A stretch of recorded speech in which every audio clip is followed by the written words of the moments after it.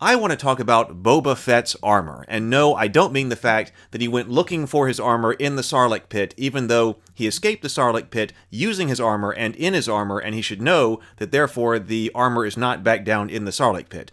Yes, that's definitely something I think you should talk about regarding Boba Fett's armor when we're talking about the plot of the Book of Boba Fett itself. But what I want to do is I want to talk about Boba Fett's armor from a storytelling perspective, and in doing so, I want to connect the idea of Boba Fett's armor to the magic weapons that heroes often use in the classic hero's journey. Because even though Boba Fett's armor is technology and not magic within the context of the universe, it's still fulfilling that same role of the magic weapon that we are familiar with as an archetype throughout many different kinds of stories. So this is the line in the Book of Boba Fett that bothers me so much and prompts this whole discussion about Boba Fett's armor as a magic weapon. If the ship is yours, why don't you just ask for it back? Because I might not like the answer. Without my armor, I'm less persuasive.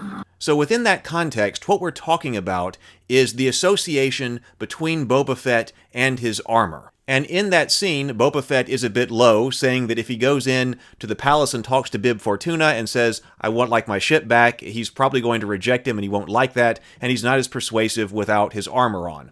Okay, we need to talk about the character of Boba Fett as a whole. What does it actually mean to be Boba Fett when you're complete, when Boba Fett is complete? And I think that's basically made up of three different parts. There are three different parts that make up the character of Boba Fett writ large. The first one is the person of Boba Fett himself, mainly talking about his mind, his mental, you could also say spiritual strength, whatever goes with that, and his physical body. So that's Boba Fett the person, but it's not Boba Fett the complete character. Boba Fett the complete character also has his armor. And of course, we can talk about his armor and also basically all of his other personal equipment that he has on it. So this armor is kind of like the magic weapon that goes along with the person of Boba Fett, like Luke Skywalker's lightsaber or Sting for Bilbo and Frodo. What the armor does is greatly expand Boba Fett the person's capabilities. Boba Fett the person, without his armor on, can do whatever, but then once you connect Boba Fett with his armor and he puts the armor on, all of a sudden Boba Fett is really able to go out there, kick butt, and take names because he's got all of this increased capability that the armor provides. It can fly, it's basically immune to blaster fire, he's got additional weapons, he's got missiles, he's got the flamethrower, he's got the rope thing, it's got all of the cool stuff that we really like. So there's Boba Fett the person, but one of the things that we really like about the character of Boba Fett has traditionally been his connection with this particular suit of armor, and that's basically fulfilling the role of a magic weapon. Now, the third part of the character of Boba Fett is his ship, Slave One.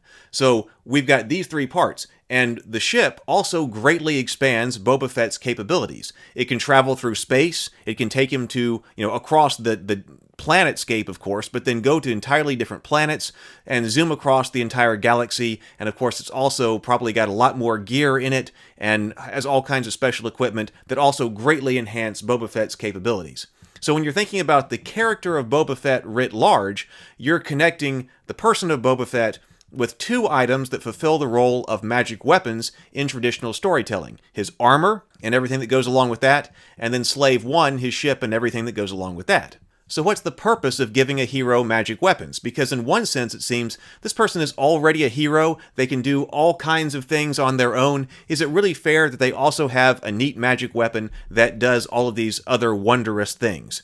Well, actually it does. Because what kind of person is it who should be wielding some kind of weapon with extra magnificent powers? Well, it's a hero, right? Someone who bodily, in mind and spirit as well, exhibits the characteristics of a hero, has his capabilities further enhanced by possession of magic weapons and magic items. This is also a very effective storytelling technique because it means you can remove those things from the character in order to challenge them. Because you've got the person, and rather than having to actually cut off arms or legs of the person if you're trying to remove some of their capabilities, it's, from a storytelling perspective, much easier to just remove the presence of a magic weapon or other magic item. And that removes some of the capabilities of the hero, and then of course they can be returned later if the hero recovers that magic item or that magic weapon. That allows a storyteller to say, well, we know that when, for instance, Boba Fett, the person of Boba Fett's connected with his armor and his ship, man, there's no problem he's not going to be able to solve. He's able to overcome all kinds of obstacles. That's when he's really in his power zone. It's leveling up. It's powering up, basically. He is in his power zone when he has, himself in his armor and his ship. You don't get better than that for Boba Fett. But then, if you want to challenge the person, you start to remove some of those capabilities, and then you start to ask, well, can you solve problems even though some of your capabilities are taken away? And even though we always like to see characters having all of their components together and in their maximum power mode, sometimes from a storytelling perspective, it's useful to remove some of those elements and then still ask the same questions. You can think about this in terms of physical injury, and I'm thinking about James Bond in this. There was one James Bond where James Bond had to go through the whole movie injured. And so that's one particular way that the storytellers are asking, well, we know James Bond, when he's in perfectly good health, can go out there and do all kinds of things and kill all of the bad guys and such. But now we're going to ask, if we give him this obstacle, well, we're going to take some of your capabilities away. We're going to give you this injury that you now have to overcome this hurdle, this obstacle. Can you still do what you used to be able to do, even though you've got this obstacle that you've got to overcome, which has taken away some of your capabilities? Well, if you don't want to actually physically injure them, then taking away something like Boba Fett, taking away his armor, is a great way to ask the same question, if you are running an effective story. If you do something like that, it prompts the audience to ask, what does it mean to be that person? In this case, what does it actually mean to be Boba Fett? Which one of these three things, Boba Fett the person, the body armor, or the ship, is the most important component in being Boba Fett? What inherent value, for instance, does that armor have? You can ask a question like, does wearing the armor make you Boba Fett? And this was something that The Mandalorian tried to deal with, actually, when you had another character, that Marshal, who was wearing Boba Fett's armor. Just because you've got Boba Fett's armor, does that mean you're Boba Fett? And in that case, it kind of asked that, or answered that question in the negative. So obviously the capabilities of the Marshal were greatly expanded when he was wearing Boba Fett's armor, when he had the magic weapon.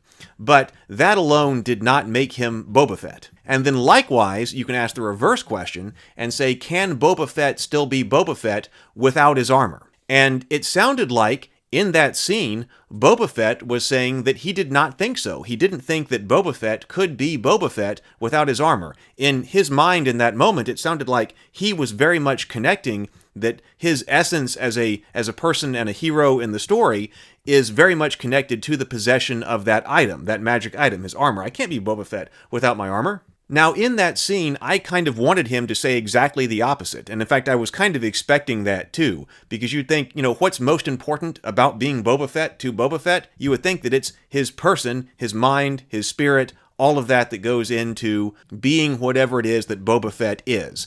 I wanted him to say that, yes, I'm going to go in there to Jabba's palace, I'm going to tell Bib Fortuna that I want my ship back, and even though I'm not wearing my armor, if he's got a problem with that, I'm going to take this gaffy stick and beat him up.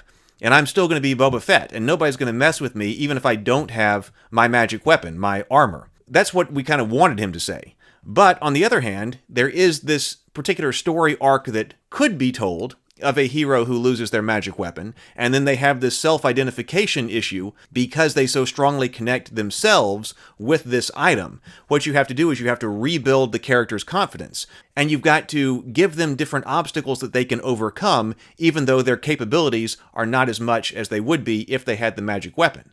And then you have the hero prove to himself that he's just as capable and just as what he is, his essence is still what it is, even without the item, overcome some kind of obstacle, and then you reconnect that hero with the magic weapon, and then, boy, they're stronger than ever, because they've got an increased sense of self, and then they have the magic item that they realize they don't actually need, but when they've got it, man, everything is going. I should also point out that it's possible to reverse this, and in fact this is often done, because sometimes you have a character that has basically a crisis of confidence or a crisis of faith, and doesn't believe that he or she can actually accomplish things themselves, and then another character provides them with some type of magical item which is going to enhance their capabilities and allow them to overcome some kind of obstacle. maybe it's something like a medallion of courage if the character is otherwise cowardly. Then the character goes off, overcomes whatever obstacle is in their way, and then at the end of the story it's revealed that the magical item isn't actually magical at all, it had no effect, and the character was able to overcome those obstacles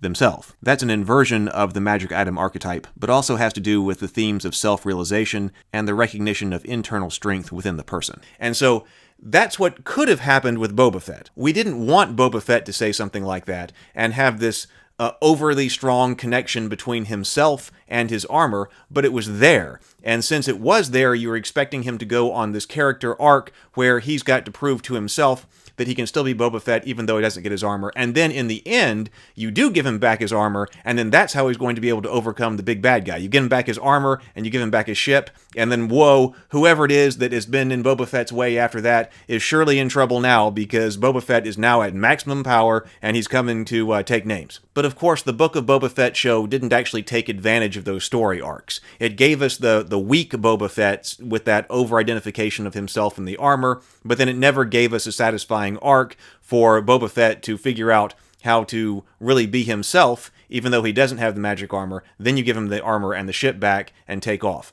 So basically what happened was it's the worst of both worlds as it was presented in the Book of Boba Fett itself. But I thought that it provided this wonderful teaching opportunity to explore the relationship between the heroes in stories and the connection with their magic weapons and the way that you can manipulate that in order to effectively tell stories.